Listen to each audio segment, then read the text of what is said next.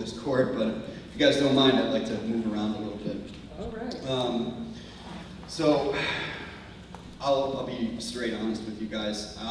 In a lot of the work that I do, I actually give trainings on recovery messaging, recovery dialects, but tonight I'm going to do things a little bit differently. Tonight I'm going to take the kid gloves off and I'm going to give you guys like the raw, uncut version. I'm going to say some words that I train people to know are stigmatizing, and it's my attempt to be as human as possible with you. So, without further ado, like all these stories mostly do, I'm going to start at rock bottom.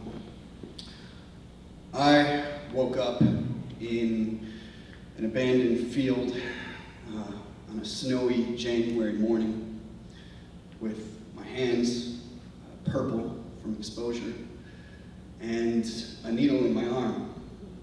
And it was the needle that was supposed to kill me. It was the needle that I wanted to kill me.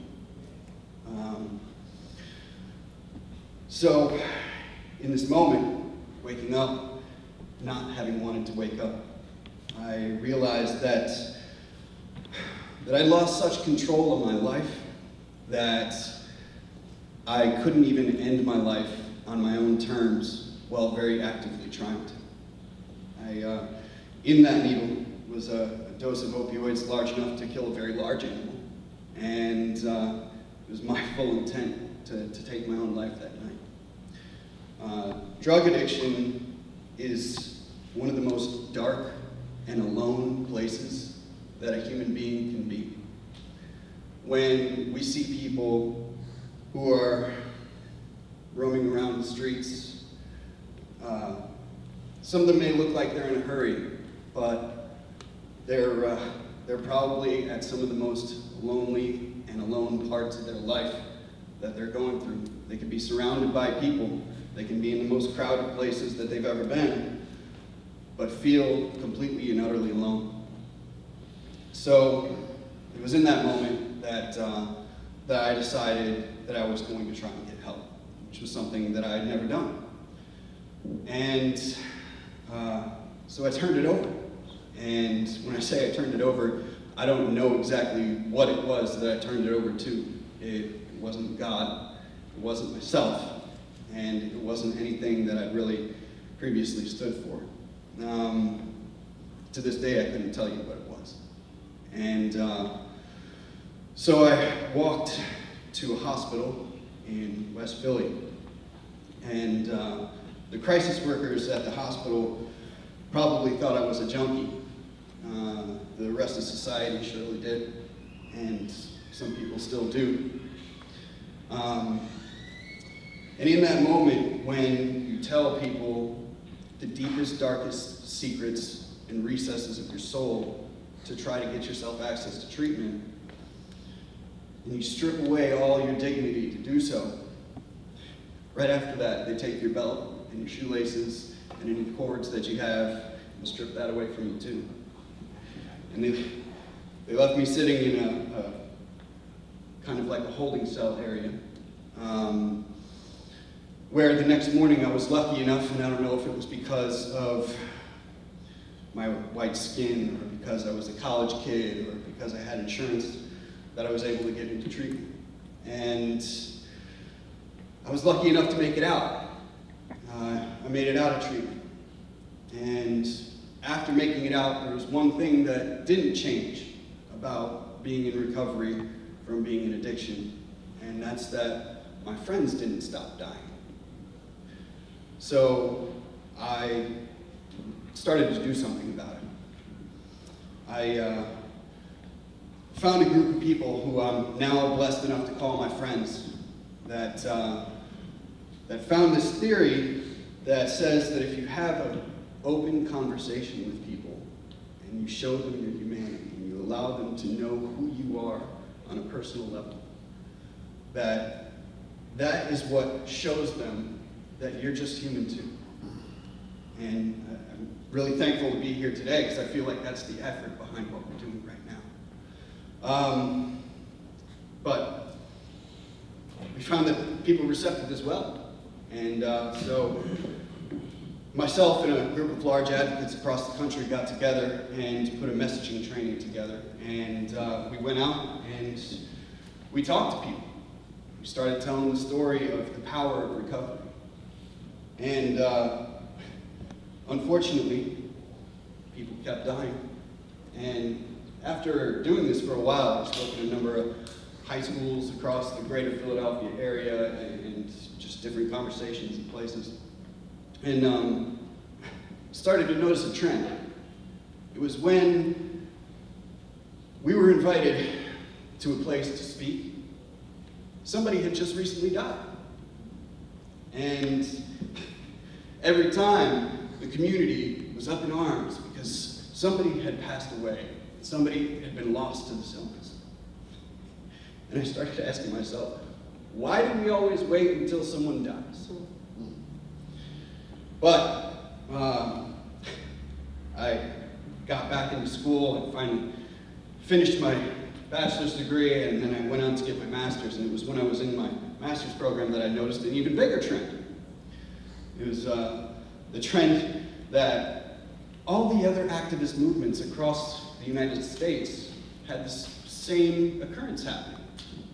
That somebody or a large amount of people have to die for people to start caring. The Black Lives Matter movement and the student survivors of gun violence are probably some of the best examples of this. And I gotta be honest, man. Now I'm asking myself, how many people have to die? How many people have to die for us to start caring and treating each other like human beings? I'm blessed in that I'm going to be a father soon. And I'm excited, but I'm terrified. And not just because I'm going to be a father, but because I'm bringing my kid into a world where, well, let me just say, have any of you ever read the comments section of the Philly.com article on safe injection facilities? Because they call us addicts, they call us junkies, and they say, just let them die. And that says to me, you're letting me die. Every one of the people who's in this city, who's in this area, who's struggling, every one of the people who you see under the bridge, every one of the people who's in the encampments, I am them. These people are saying, you can just die. And I'm bringing my son into this world. It's terrifying. Terrifying. But there's hope. And that hope is in every single one of us. Because all of us, we have a power that is greater than guns or drugs and hate and violence. That power is our voice.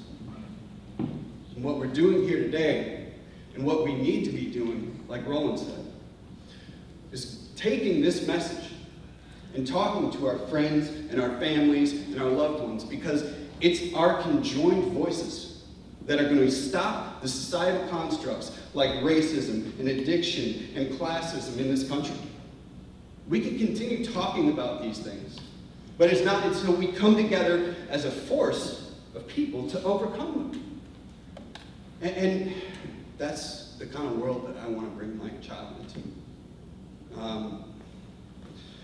My name is Tyler Hurst, and I'm not just a person in long-term recovery.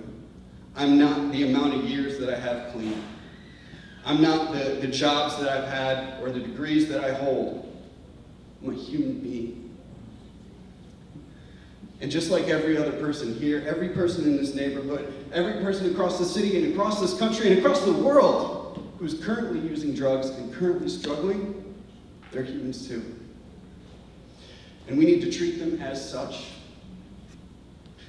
None of them want to be going through what they're going through. Enduring drug addiction is like mind control.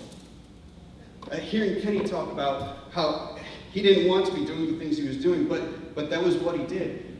I know and I understand that fully, bro. It's like losing control of your everyday life and all your schedule and your things that you do in your job, and only being able to think about one thing, and one thing only. It's only something you can understand if you've been through it, and that's why there's fellowship and communities for people like us. I just hope that all of us today can take this message and give it to our friends and our family and our children and our children's children. And maybe someday, when they're treating people like human beings across this planet, then we'll have overcome these societal problems that we have. And this will be the societal evolution that we all need to work towards. Our next evolution isn't a physical evolution. It's a psychological and societal evolution of people treating people like human beings. That's all I have to say.